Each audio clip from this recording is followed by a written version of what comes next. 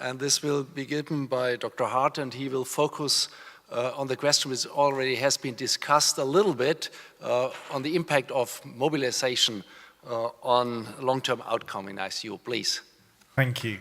And I'd obviously like to start by thanking the organisers and Professor Claudio Speisch, who invited me to talk today. And I'd just like to start by saying I didn't listen to any neuropharmacology when I was at medical school. And I just think the last speaker, Ulrich, that was just fantastic. And I think in the future, if we have a drug that won't sedate, will enhance cognition, not make you itch, make you less anxious, then our job is done. So we're all going to look forward to that in the next 50 years. So the title I was given here is Reducing Stress and Increasing Strength and Early Mobilization and the Impact on Long-Term Outcomes. And listening to what Stefan said when he was talking, I think perhaps more it's early mobilization, the good, the bad, and the ugly. And the reason I frame it in this way is we've been fortunate to have a revolution when the whole idea of muscle wasting, muscle weakness, and strategies that we must use to avoid it over the last 15 years. But it hasn't been an easy journey, and there's a long way to go. And thinking through the evolution, the whole of this conference was around evolution, the evolution of intensive care medicine. And so, I did this 2 years ago when I just typed in early mobilization intensive care. And, you know, there was, as far as PubMed goes back, there was 422 papers. In the last 5 years alone, there's been 236 papers. So what we've got to say is the first 35 years, we weren't bad, but the last 5 years, there's been an explosion into where we're focused on in this area. And so when we're thinking about the good parts, well, I think it's fair to say that we do have data that supports the early mobilization during critical illness. And I still think it's fair to say we have some data not supporting the early mobilization during early critical illness. And that leads us to think, where are we going? Why are there these differences? And the ugly, and I don't think it's really the ugly, it's more the dirty. So the work we've been involved in is obviously around muscle biology and looking at translational muscle science. And that's been really difficult. You take an ICU patient, that's immobile, that's septic, that's loaded with a load of drugs. And we're trying to infer from the science that we're trying to do a clear outcome. And that's really difficult. Single-hit animal models are very simple. Dirty, multi-hit, multiple times ICU patients are very difficult. So we go back 70 years, and this is Richard Asher, who's professor at UCLH, which was University College Hospital in London. And this is what he wrote 70 years ago. You know, the dangers of going to bed. We know that immobility is bad for you, and it's bad for your muscles and joints, and mental changes and the bones. And importantly, it says the weakness and wasting of the general skeletal muscular and the restriction of excursion of the joints. So we know this was a problem. Went forward 50 years, and there was Richard Griffiths and Christina Jones. And again, they highlighted this issue of the patient, but also they expanded it to beyond the patient, to the family and the carers, and the devastating effect that critical illness has. The revolution arrived. The revolution, I think, was probably the turn of the century, so 2002, 2003, two exceptionally important seminal pieces of work, one from Bernard de Jong in Paris and one from Margaret Herridge in Toronto. And these set the framework for us to start to think about the problem of critical illness and its effect on muscle function and, more importantly, function. And so these studies really got us thinking about how we need to drive the work forward. And our obsessions were changing. And it really was an obsession that was changing. When I was a resident, central line infection, DVT, VAP, and we're moving towards the whole idea of ICU-acquired weakness. It was interesting that you said that we used to call it critical illness, myopathy, neuropathy. at a level we still get down to there. But to highlight this as a major issue, I think we had to do a change to show people what the problem was. So when we're thinking about all the trials that have come through, I just want to spend a little time looking at the evidence currently that would support us doing this. And throughout all of these studies, just so everyone gets an idea of the structure, I've used P as obviously the patient population, I is the intervention, C is the control, and O is the outcome. So just following the standard PICO approach when you're thinking about clinical trials. Again, I probably say too many times seminal work, but I think this was a really important study. And it was around the interruption of sedation, as we discussed earlier, but also the whole idea of adding occupational therapy and physiotherapy into the ICU. It's interesting how this has been adapted, and I'll find out. Has anybody got an occupational therapist in their ICU? Yes. So you'll go to Yale, and then you'll go to certain parts of Europe and they won't know what an occupational therapist is. So it's a very interesting approach that we've taken. Daily interruption was the standard control arm, and then the primary outcome, it was all about getting back to the function. It's the function of the patient that is important. Again, this is another sea change in how we need to be looking at our clinical trials. It's not around the mechanistic outcome. It's not around the actual thought of the clinician. This has all got to be patient-centered. And again, we know these data, there was a significant difference between the two arms of the study. And this got us on our way.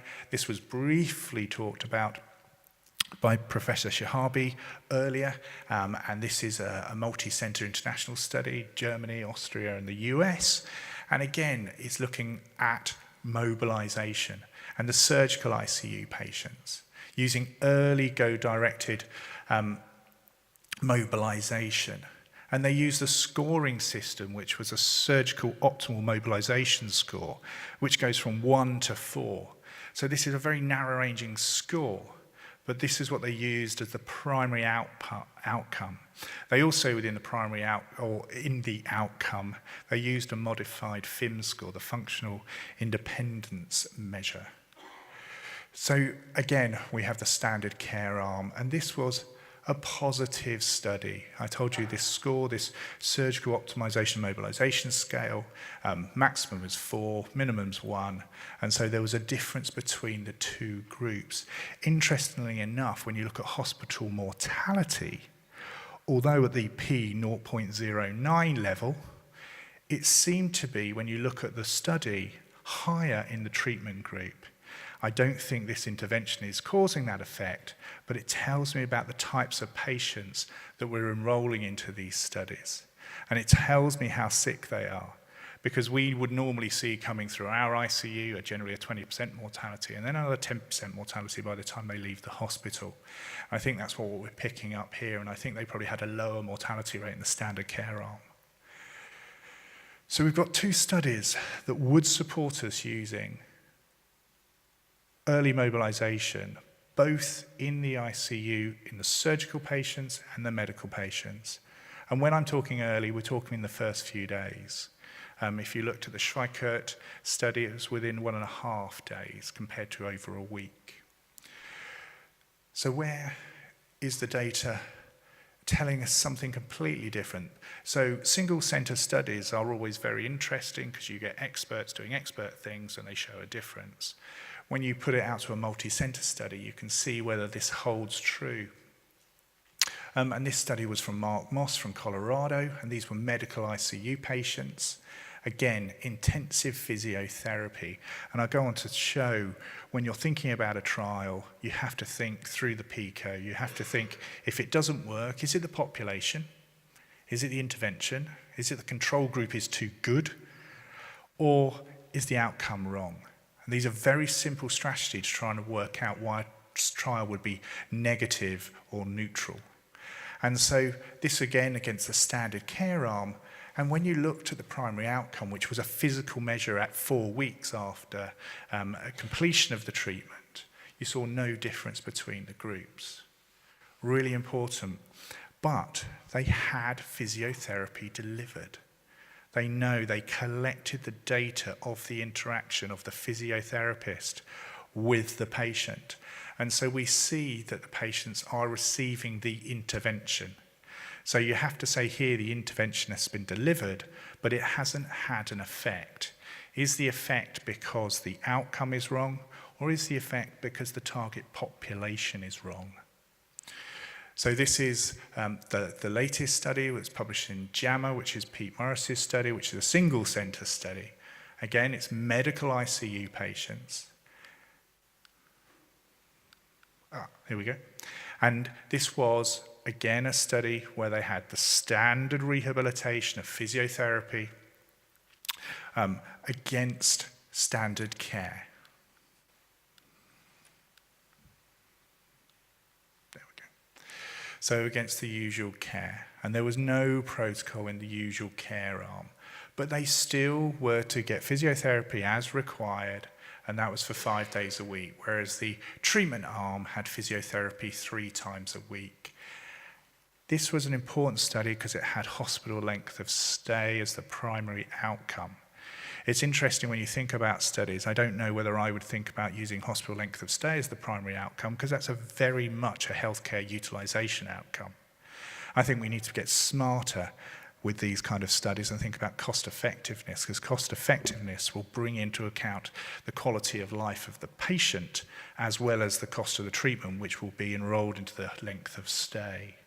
But there was no difference with a median day of 10 in both the groups. So the data, when you go through these trials, you would have to say the intervention is being delivered. And again, going back to the question of the timing of the intervention, that needs to be thought through as well. But if the intervention is being delivered, is the target population right? And gets you on to thinking about the pre-ICU condition. So we need to know what the patient looks like before they come into the ITU, because that will allow us to stratify on their pre-morbid condition. And does the pre-morbid condition matter? Well, I think Margaret Herridge's work that was published in the Blue Journal last year highlights that pre-morbid condition does play an important role.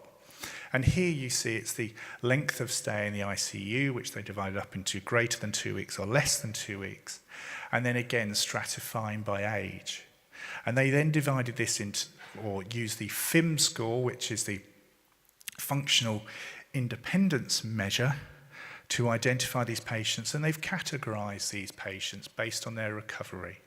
And so 46 is the low score, down to 96, which is the high score. And it's no surprising there, when you see age and length of stay, they're the patients who are going to have least functional independence.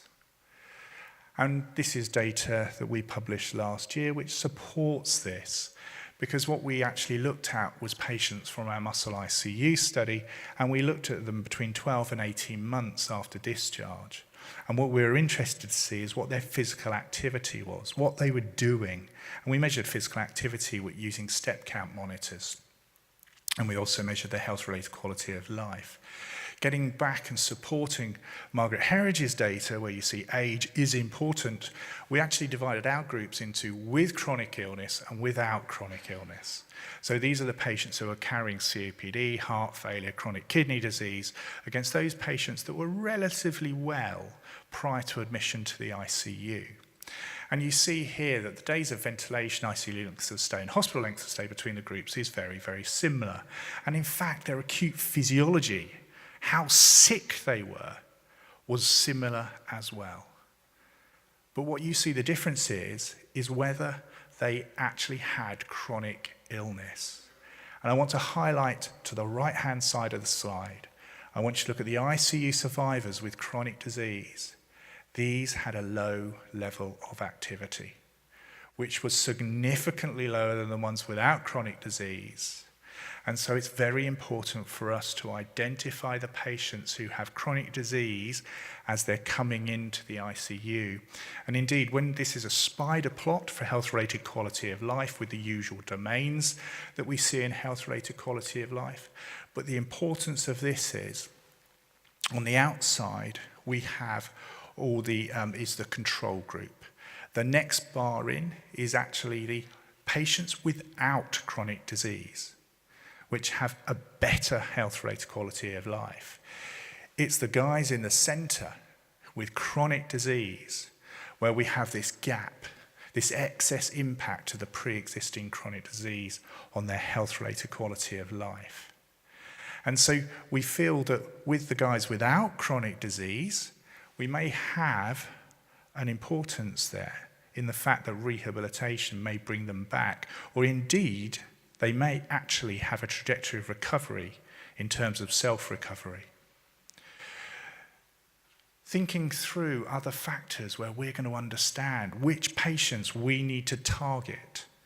This is data from Tim Walsh's group in Edinburgh, and it was part of the Recover study. And the importance of this is, if you have persistent inflammation, as evidenced by supersensitive CRP, you're more likely to be less active, to be less mobile than if you weren't inflamed.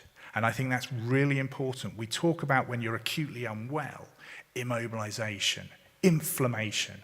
These are all detrimental to skeletal muscle. But indeed, with a prolonged problem with inflammation, you'll get a reduction in mobility. And this is Brian Cuthbertson's and Hannah Wunsch's work, which really sums up in an incredibly eloquent slide the whole idea that your pre-morbid condition will predict your trajectory of recovery. And how do we understand that in terms of the evolution of our understanding of skeletal muscle science? You heard from Stefan some fabulous work that's been going on when looking at skeletal muscle, but where are we? Well, there's been a number of studies that have looked at diaphragm skeletal muscle and peripheral skeletal muscle over the last 10 years. And we've learned that skeletal muscle wasting occurs rapidly and early. It can be very pronounced. If you get peripheral muscle weakness, you're likely to have diaphragm weakness, so issues with weaning, and the skeletal muscle weakness predicts clinical outcome, and we've got a number of publications and data to support that. So, how do we pull all that together? Well, I think it's very simple. And the whole idea is the severity of the acute illness determines how much you're going to waste in terms of skeletal muscle wasting. Your chronic health, your pre-morbid condition will actually determine your trajectory of recovery. And I think that's very important for us to take forward when we're thinking of any trials in the future so we can identify target populations. So the work we've done, we set up a paradigm of muscle structure to function, to functional outcome, to clinical outcome. And in fact, I'm just going to concentrate on the acute muscle wasting, which we've done a significant amount of work over the last 10 years. But we can assess muscle wasting, and this was work we published in JAMA back in 2013, but we looked at muscle mass. And the way we looked at muscle mass was rectus femoris cross-sectional area using an ultrasound. Very simple technique. This is not difficult. And so what we did, we measured the rectus femoris cross-sectional area on day 1, and in fact we did it at day 1, day 3, day 7, and day 10. We also did muscle biopsies at day 1, day 3, day 7, and day 10. So we could then link in what's actually going on with the muscle mass, to what's going on with histology, to what's going on with the signaling within the muscle, and also protein turnover.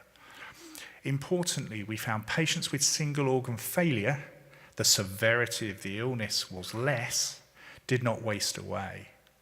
We found patients who had 2, 3, 3, 4, greater than 4 organ failure, had significant muscle wasting by day 10. So very important that severity of the illness can influence the degree of muscle wasting. And what happens to protein turnover, and Stefan presented some of this work earlier. But I will start in the top left-hand corner, and what we find is on admission to the ICU, a patient is at a level of a fasted healthy control in terms of muscle protein synthesis. They're behaving like a starved individual. And I'm not really surprised, because patients coming into the ICU, if they've had a premorbid or a pre-existing illness, will be starved, because the first thing we do is anorexia and stop eating. So by the time we've reached day 7, you see there's an increase in muscle protein synthesis. And in fact, that increase in muscle protein synthesis by day 7 is at the level of a fed control. So we can see here that patients will recover in terms of muscle protein synthesis. However, in terms of muscle protein breakdown, which is the bottom left-hand corner, protein breakdown is high and protein breakdown remains high. So we've got to think of targeting muscle protein breakdown as there is a recovery within muscle protein synthesis within the muscle. So what about clinical correlates? Well, we've kind of touched on nutrition. I've kept well away from it because it's an area we're very interested in. But I really wanted to bring over the idea that being inflamed is obviously bad for muscle wasting, and also the age, we see a greater muscle wasting. I will highlight that the more protein you give to the muscle, as in if you're feeding continuously, we saw a greater loss in muscle mass with higher protein levels. So more protein, more wasting. And that's down to human physiology, which is the muscle full effect. And if you flood a muscle with a lot of amino acids, then it will actually reduce muscle protein synthesis after about 90 to 120 minutes. So can we look at the muscle in any other way? Can we actually use the idea of phenotyping these patients, develop novel strategies?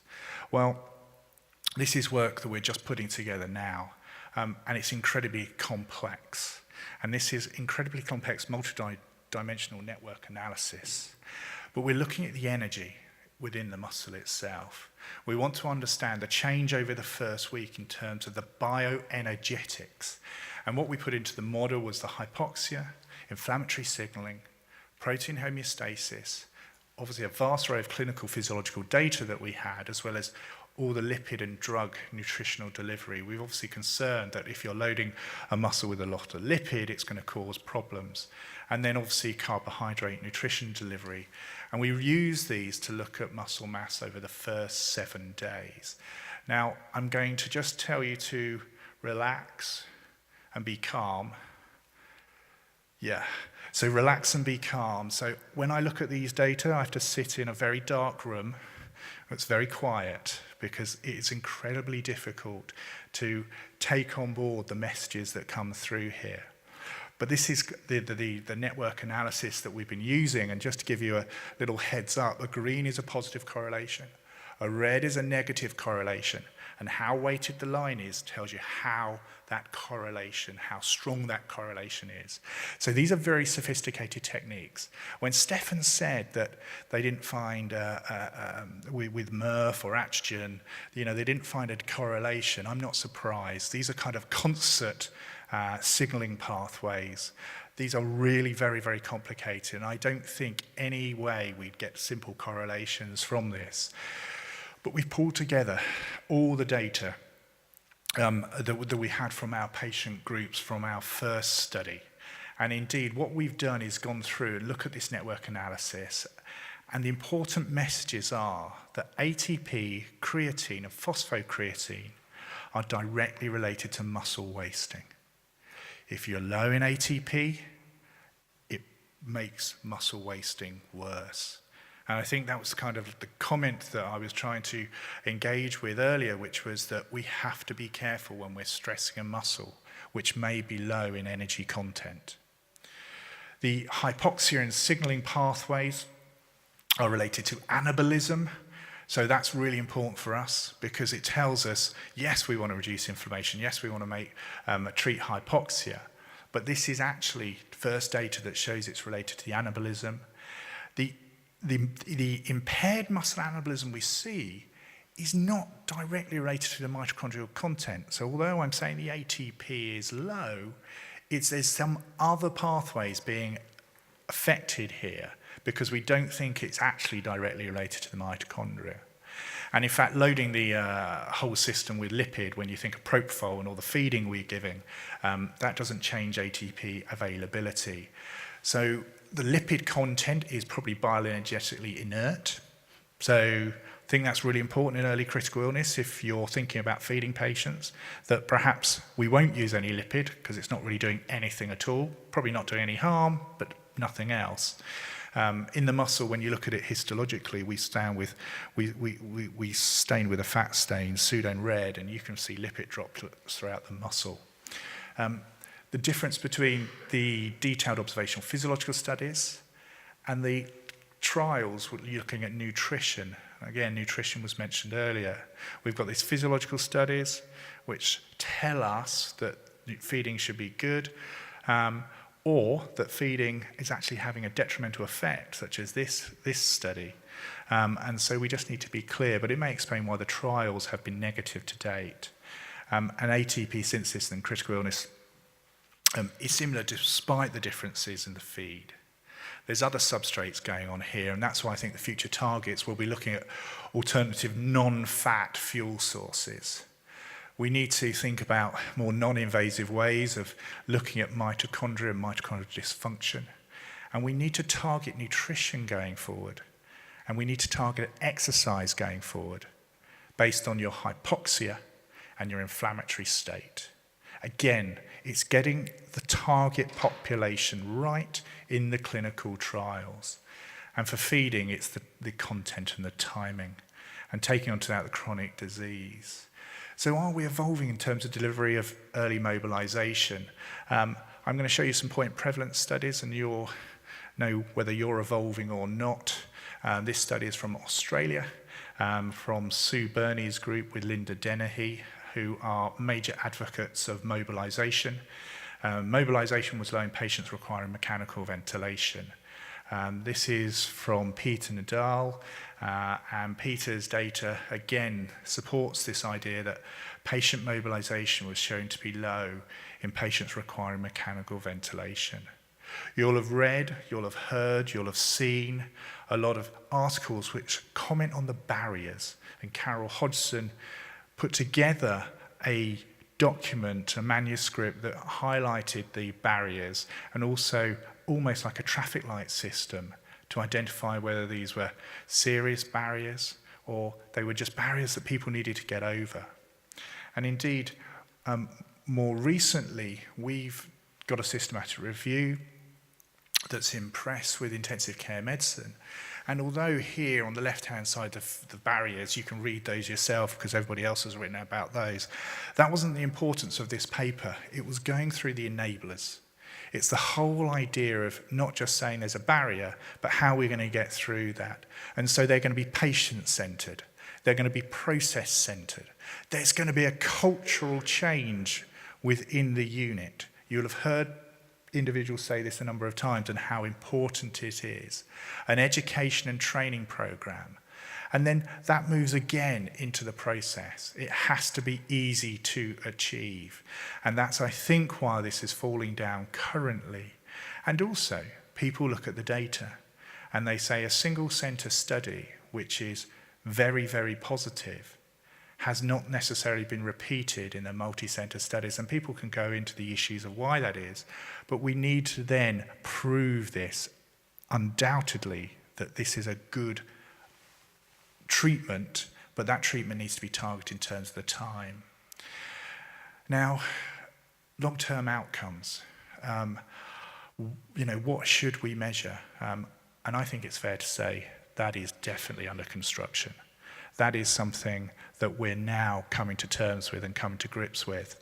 And this is a slide I made when we had an ATS meeting last year, where we were talking about delivery of the development of core outcome sets. And really this is just to put it onto a slide, but we've got to think about the physical, the psychological, the cognitive and the social aspects. We've got to think of short-term as well as long-term outcome measures.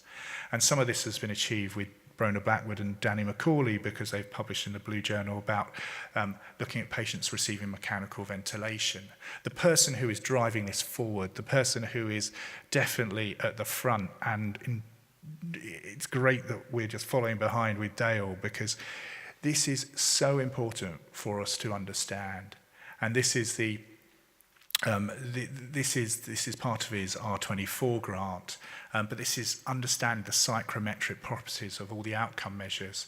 And there's been a few publications, so if you go to the website, you can download all of these publications and go through them. But this is the important, or this really fundamentally crystallizes to me where we are in terms of outcome sets. And this is, so there was, in terms of outcome, and from ICU, there was 3 in the 1970s, and then we've got 300 since 2000.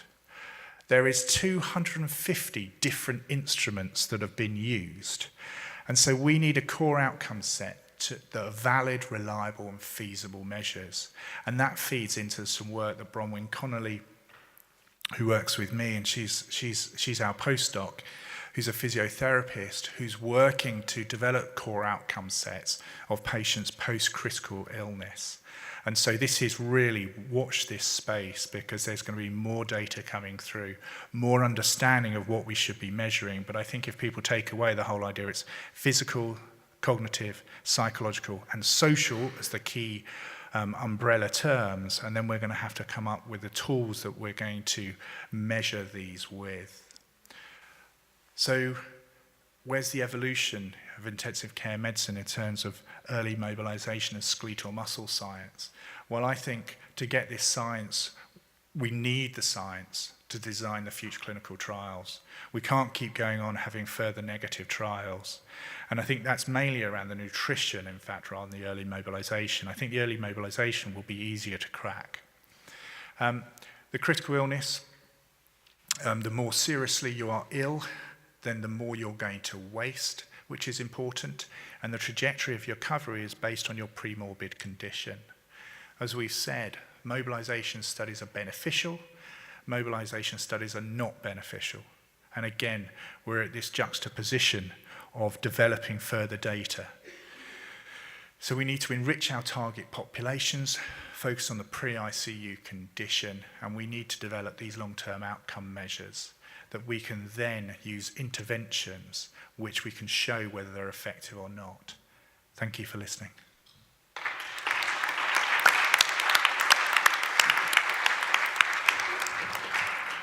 Thank you very much, Professor Hart, for giving us a broad picture on mobilization, skeletal muscle weakness, and the future perspectives in this field of research and patient treatment. The talk is now open for discussion. I think we should have maybe 2 or 3 short ones with short answers because probably the brain needs some glucose at a certain stage. So are there questions to our expert? Thanks for your interesting talk. I think it's fantastic to do that that way. I think it comes up really with that what the total program should be. With the PICO program, I think one thing we are missing, and I think that's something we need to consider to include in our papers, is that we don't have these indicators as protocol violations documented in these papers. So many of these papers lack this. And then we don't know if it's passive or active or whatever. And I think at the end, I think we need to be more precise what the surroundings and what the culture within the ICU is compared to that what we want to achieve. Maybe you can comment on that. So, otherwise, I think it's fantastic. So I'm going to comment, one as a trialist, which anybody who does clinical trials, I cry regularly, I have psychotherapy support and all these other things. But then I'll speak as an editor of a journal. You need all the data. You cannot assess, you cannot understand what has happened unless I understand the intervention and whether it's been delivered or not.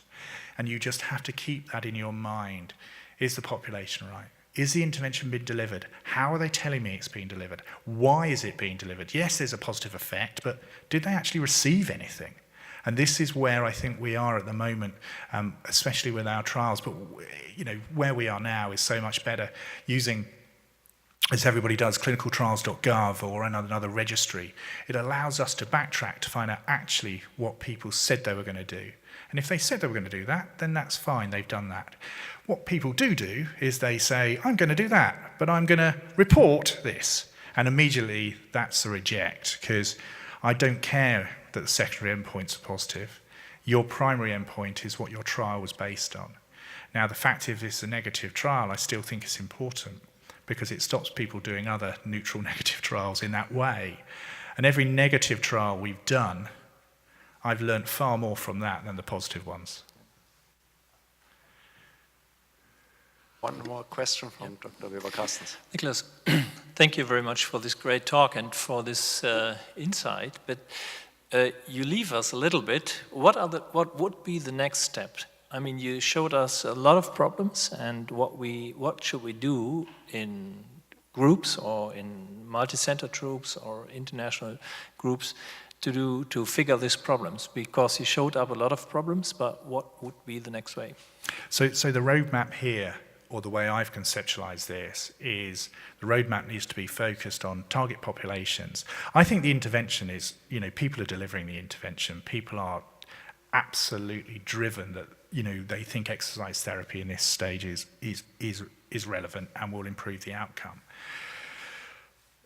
So it's got to be the target population. You've got to identify, so I think the healthy controls, or they're not healthy controls, they're just healthy prior to coming into the ICU, but I think those healthy individuals on a trajectory of recovery.